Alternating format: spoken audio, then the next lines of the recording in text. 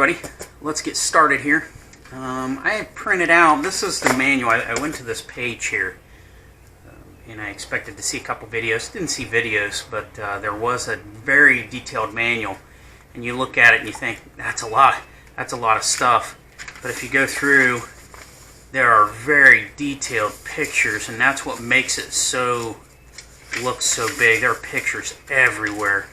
I mean, if you follow the instructions, very little writing.